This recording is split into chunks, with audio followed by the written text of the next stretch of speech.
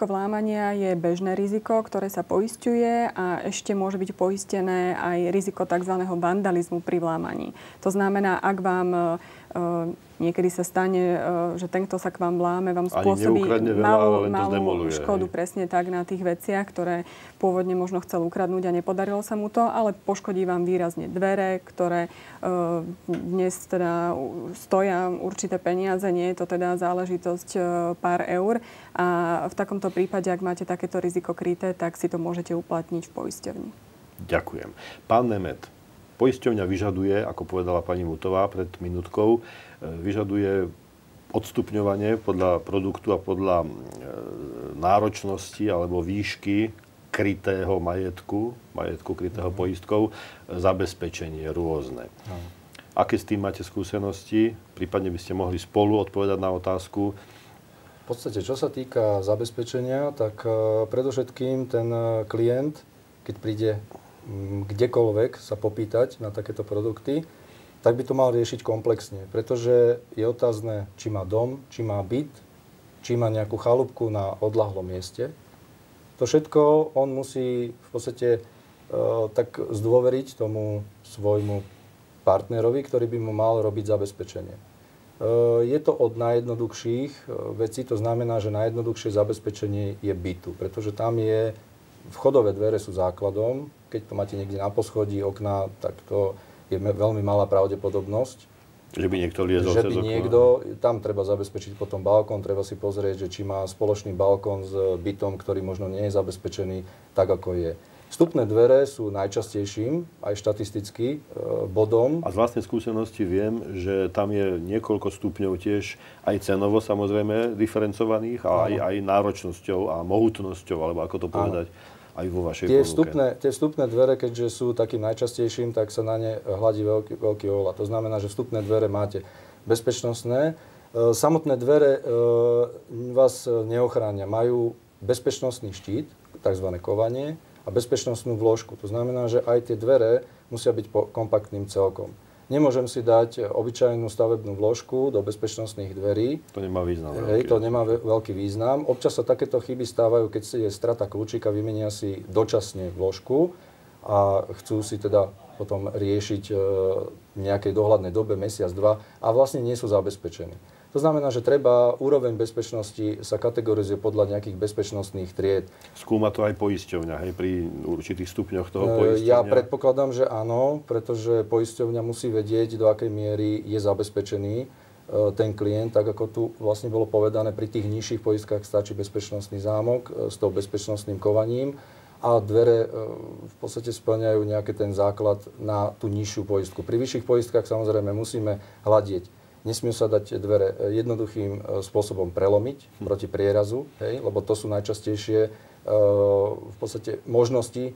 To sú sekundové záležitosti. Ľudia by neverili, že za 15-20 sekúnd sa dajú dvere bežné bytové prelomiť a môžete tam mať závoru. Čiže brutálny, sprostý zlodej s prostou silou, krompáčom treba, alebo tak? A samozrejme, že aj tí zlodeji sa tiež nejakým spôsobom od seba líšia, takže majú rôzne náradie, rôzne dokonalosti. Takže určite tam, kde je väčší majetok, možnosť väčšieho lupu, tak samozrejme, že ten dotyčný je určite sofistikovanejšie vybavený, takže tam už potom nastupujú vložky, ktoré odolávajú všetkým v podstate deštrukčným a nedeštrukčným napadnutiam. Pani policajtka, pani policajtka v dokrutke spomínala zariadenie, ktorým sa dá obyčajná vložka nejak tak prelomiť na dve časti. Ona má takéto slabé miesto uprostred zhruba.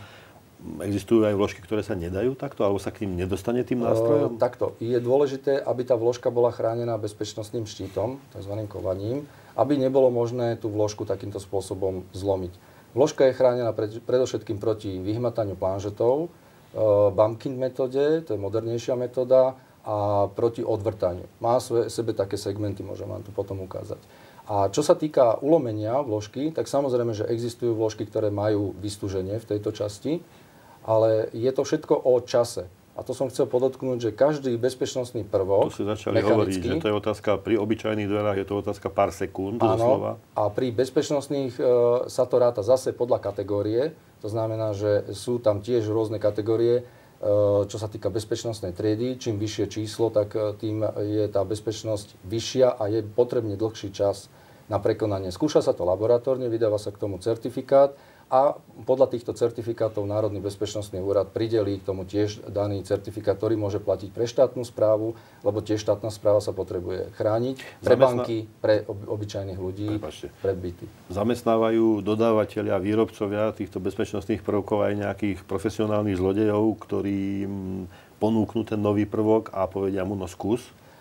Určite áno, pretože vo vývoji oni sami musia vedieť, čomu môžu tie dvere odolávať. A skúšobný certifikát hovorí o tom, ako laboratórne napadajú tieto dvere so všetkými dostupnými a známymi metódami. A to sú metódy, ktoré v podstate sú bežné, ktoré sa používajú, aj ktoré sú sofistikovanejšie a môžu ich v podstate použiť tí daní nejakí zlodeji alebo ľudia, ktorí chcú niekde niečo otvoriť, pretože nemusí ísť len o krádež, môže ísť aj o ďaleko iné veci. Otvorenie priestorov, kde môžu byť iné problémy. Je možné otvoriť dvere, povedzme málo zabezpečené, ako ste naznačili, že nemusí ísť teda o zámer páchateľa kradnúť alebo lúpiť, ale môže ísť o zámer, povedzme, ublížiť niekomu, alebo presne teda tak. potichu. To sa chcem spýtať. Dajú sa málo zabezpečené dvere otvoriť aj potichu, decentne, v noci, tížko a nikto nič nepočuje? Bez problémov, je to jedno lupnutie, takzvané. My tomu hovorím, že to len spraví puk a to nepočujete.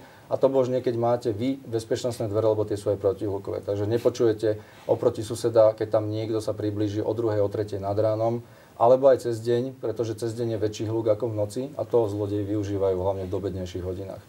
Pani Mutová, kontroluje poisťovňa, kontrolujú poisťovne vo všeobecnosti pri uzatváraní poistnej zmluvy zabezpečenie toho človeka proti krádeži vlámaním? To znamená tie bezpečnostné faktory, ktoré aj požadujú, ale kontrolujú to ten agent poisťovne, povedzme, keď príde uzavrieť zmluvu, akej kvality mám dvere, akej kvality mám zámku na nich? Práve túto informáciu mnoho ľudí nevie, že ku každej poistnej sume patrí skutočne určité zabezpečenie, ale v čase podpísania poistnej zmluvy nie je dôležité to zabezpečenie mať, ale je dôležité ho mať v čase, keď sa vám niečo stane. Pretože vy si môžete povedať, že pozajtra si idem kúpiť bezpečnostné dvere a teda budem spĺňať podmienky, za ktorých mi poisťovňa preplatí prípadnú škodu.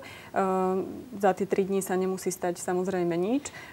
Nemusí sa vám to stať v podstate nikdy, ale môže sa to stať o niekoľko rokov a vtedy už poisťovňa samozrejme skúma, či ste to zabezpečenie, aké bolo dohodnuté pri podpisovaní zmluvy, mali. A ak som podpísal, že budem mať nejaké dvere a nemám ich, to poisťovňa pochopiteľne zistí, keď príde vyšetrovať presne tak. Poisťovňa sa väčšinou opiera hlavne o policajnú správu a v tej policajnej správe zvyčajne bývajú takéto dôležité fakty napísané. Takže sa mi môže stať, že nedostanem nič. Takže sa vám môže stať, že takisto ako poisťovňa musí dodržiavať svoje podmienky, na ktorých sa s vami dohodla, aj vy ich musíte dodržiavať a ak to nedodržiavate, tak vám poisťovňa nemusí vyplatiť škodu.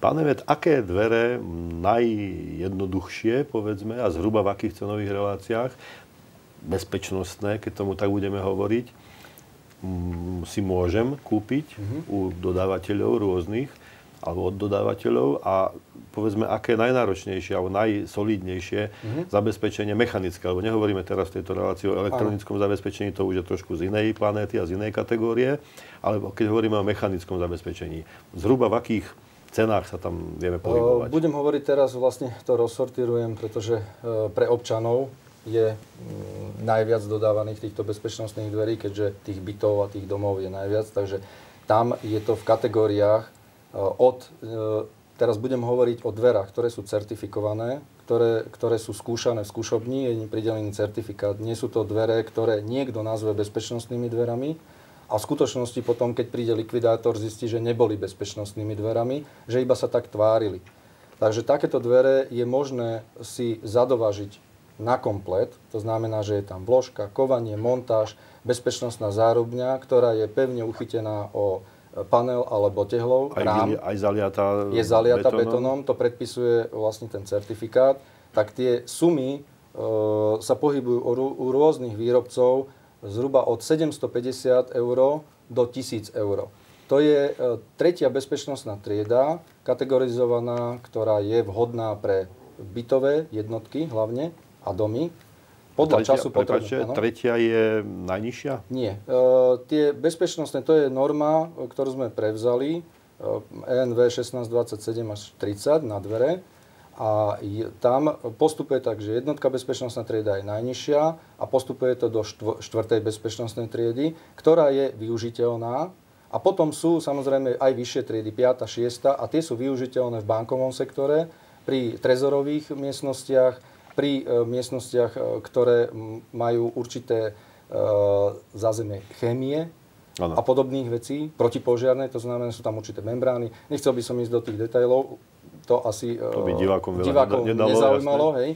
To je vyslovene odborné. Takže sa dá využiť tá škála 1 až 4, kde 1 môžem popísať, ak by ste chceli, že čím sa dá otvoriť, hej, a aký dlhý čas napríklad je potrebný. To je zaujímavé. Ešte sa potom opýtam na niečo, nezabudnem, ale povedzte, nech sa páči. Takže, čo sa týka napadnutia dverí, tak tá jednotka bezpečnostná trieda, to sú úplne najjednoduchšie dvere, ktoré majú nejakú pancierovú platňu, bezpečnostnú známku, kovanie. Tam sa rátajú minúty zhruba 5 až 10 minút. Na prekonanie. To je dosť málo. Určite áno, ale musíte si uvedomiť, že pri tomto musíte robiť väčší hluk. To znamená, že nie je to ako pri obyčajných dverách. Je potrebné vyvinúť väčšiu silu, treba mať už určité nejaké znalosti, to znamená, že už je tam ten vlamač, my ho nazývame príležitostným vlamačom, ale má určité náradie. To je ten s tým krompáčom, povedzme. Áno, to náradie, sú to skrutkovač, kliešte, hasák, klínky a podobne. Hej? Ďalej veľmi nechoďme, aby to nebolo návodové, zase nás niekto obviní. Potom sú vlámači, ktorí sú troška sofistikovanejší, sú tzv. Skúsení, my im hovoríme trénovaní, ktorí môžu používať vibračné nejaké planžety, chcú vyplanžotovať vložku, majú náradie. Čiže vyhmatať ju, dá sa povedať, tie valčeky, ktoré sú tam. Vyhmatať ju, používajú rôzne sekačiky, kde chcú prejsť cez dverné krídlo, prípadne ho chcú vysadiť na pantovej strane, keďže tá zámková je uzamknutá. Pri bezpečnostných dverách samozrejme aj tá pantová strana je istená bezpečnostnými uzamykacími čapmi. Hej. To znamená, že tie dvere sa obťažnejšie prekonávajú, dlhšie a potom pri tej tretej bezpečnostnej a štvrtej sú pre niektorých neprekonateľné. Prichádzali sme k dverám, ktoré boli či už na bankomatovej miestnosti alebo na byte, ktoré boli zničené z vonkajšej strany, tak ako bolo hovorené, že pokusmi a vlastne poisťovňa potom hradila len úhradu vlastne tých nových dverí, ktoré vlastne zničili. Ďalej sa nedostali. Hej. A potom sú s možnosťou elektrických náradí a keďže elektrické náradie potrebuje nejaké napájanie od susedov, hej, od dobroprajných, alebo sú potom profesionálne baterkové. Dobrý deň, mladá pani, ja som zlodej, požičajte mi predĺžovačku. Hej, a ešte sa podelia o lup, hej. Takže tam potom už ide elektrické náradie a tam sa rátajú tie časy. Zase to sú laboratórne časy a iné je, keď ide do neznámeho, nevie, aké dvere, vie len, že sú bezpečnostné, takže tie laboratórne sú 20 minút, 30 minút, poviem príklad. Ale to už je dosť veľké riziko. A to už je veľké riziko hluku, susedov a toho, každý zlodej chce byť do 5 minút za dverami, ak nie aj rýchlejšie. Takže toto je veľké riziko a to riziko oni potom nepodstupujú, radšej idú ďalej do bytu, ktorý nie je zabezpečený. Existuje toto v tej psychológii zlodeja, v tej jeho úvahe, že teda nájde solidné dvere, povie si, no idem radšej k susedovi, ten má obyčajné? Určite áno, ale samozrejme, že sa vyskytuje aj opačný efekt, že teda niekto si dá, bežný občan, ktorý sa chce zabezpečiť, lebo tie dvere sú aj protipožiarne, má malé deti, všetky vlastne riziká, ktoré chce si zabezpečiť cez poisťovňu, tak si slušne spraví dvere a vtedy v podstate si myslí, že môže byť lákadlom. Tie dvere sa tvária ako bežné, obyčajné dvere. Oni ničím iným nevynikajú, majú povrchovú úpravu tak ako bežné dvere. To aj vedia urobiť presne ako tie naproti, rovnaké. Musel by v podstate po tých dverách búchať alebo klopať alebo podobne iným spôsobom si zisťovať, že či tie dvere sú bezpečnostné, alebo by musel poznať miestne pomery. A to sú zase veci, ktoré tiež musí si ten človek zistiť. Takže tie dvere samotné sa vyrábajú tak, aby boli ako bežné dvere. Dizajnovo. To sú tí najväčší odborníci medzi zlodejmi, ktorí takto postupujú. A tí vedia zrejme, do ktorého bytu ísť, čo tam nájdu pravdepodobne. Určite, aj tak. áno. Majú obliadku nejakú spravenú. Sú to určité obliadky, určité typy.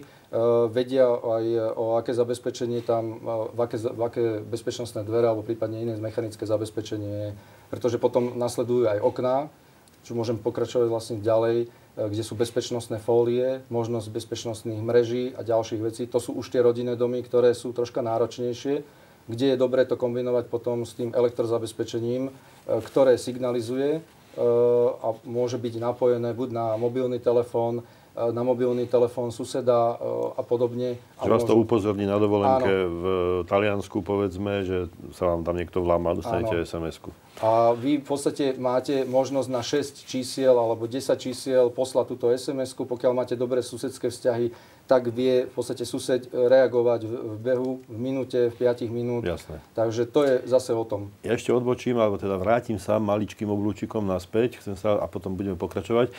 Už som sa predtým chcel spýtať, či ste niekde, povedzme, tu vo vašej regióne, vašej pôsobnosti montovali alebo dodávali bezpečnostné dvere takej tej dobytu, takej tej veľmi vysokej kategórie. Či tu máme až takých bojazlivých alebo bohatých ľudí, teda že až, povedzme, tú bankovú úroveň, alebo...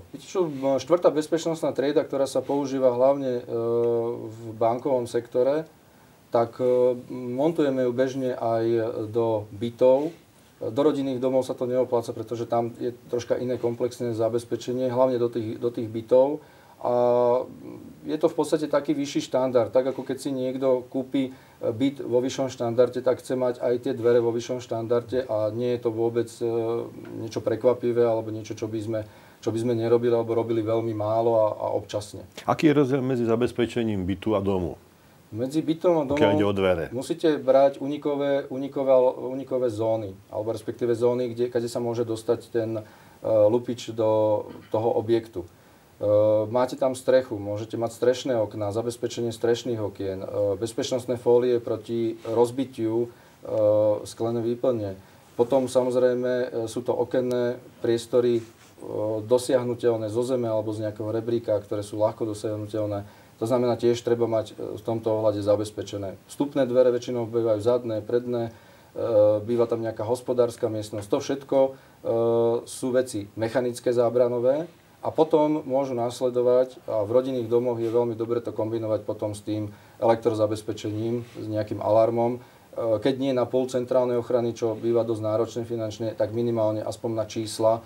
Dá sa tam navoliť viacej čísiel, rodina, známi, okolie, proste susedia.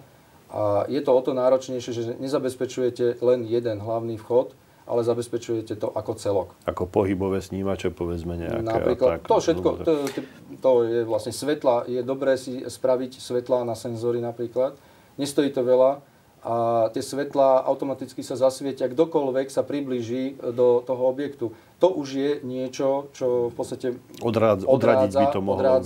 Respektíve je to už nejaká ďalšia prekážka. To sú také veci, ktoré sa dajú, hovorím, na tom mieste, kdekoľvek, kde idete nakupovať tieto produkty, poradiť a povedia vám určite aj iné figle, ktoré sa dajú použiť. Jasné.